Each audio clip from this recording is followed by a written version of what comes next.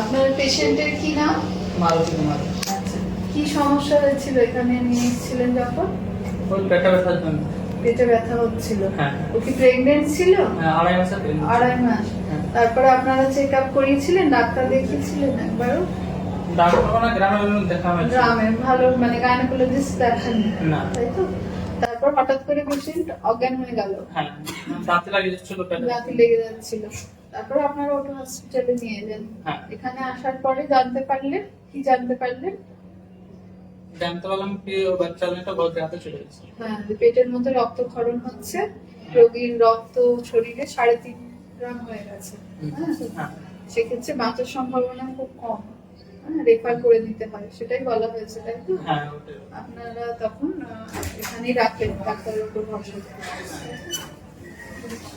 তো এটাই আমার বলার যে মানে প্রেগনেন্সি যখন আসে তখন বলা হয় সব মাকে যে প্রেগনেন্সি আসার পরে সাথে সাথে একটা গাইনোকোলজিস্ট মানে গাইনোকোলজিস্টকে ভিজিট করা উচিত। তার কারণ হলো যে প্রেগনেন্সি আসার পরে অনেক ধরনের কমপ্লিকেশন হয়। একটা তো বাচ্চা নষ্ট হয়ে যেতে পারে, অ্যাবর্শন হয়, আর সব থেকে যেটা মানে খারাপ কমপ্লিকেশন সেটা হলো একটোপিক প্রেগনেন্সি।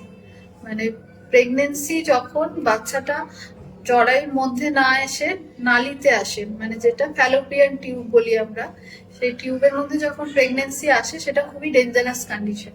টিউবের মধ্যে বাচ্চাটা বাড়তে বাড়তে টিউবটা পেটের মধ্যে ফেটে যায়, তখন পেটের মধ্যে অতিরিক্ত রক্তক্ষরণ শুরু হয়। সেই পেশেন্ট কিন্তু কয়েক ঘন্টার মধ্যে তার প্রাণহানির আশঙ্কা থাকে। এরকম অনেক রোগী আসে যে একটোপিক প্রেগনেন্সি চান্স আজকাল অনেক বেশি। হ্যাঁ, তো অনেক রোগী আসে যে একদম খারাপ হয়ে, এই পেশেন্টটাই যখন এসেছিল তখন তার পালস রেট ছিল 150, প্রেশার একদম লো, মাপা যাচ্ছিল না, ওর হিমোগ্লোবিন ছিল 3.5, 3.5 গ্রাম। তো এই পেশেন্টের বাঁচার চান্স খুবই কম। আমরা ওকে বলেছিলাম যে আমরা 10% হাতে নিয়ে মানে বাঁচার চান্স হাতে নিয়ে এই ওটিটা অপারেশনটা খুলতে চলেছি। ওদের কনসেন্ট নিয়ে করা হয়েছিল। এর আগে ওরা একটা বেসরকারি হসপিটালে গেছিল, তো ওখান থেকে ওদেরকে রেফার করে দিয়েছিল সরকারি জায়গায় নিয়ে নেওয়ার জন্য। সাধারণত কোনো প্রাইভেট হসপিটাল এই রিস্ক গুলো নেয় না, কিন্তু আমরা নিয়েছিলাম কারণ ওকে যদি আমরা রেফার করতাম রাস্তাতেই হয়তো পেশেন্টটা মারা যেত।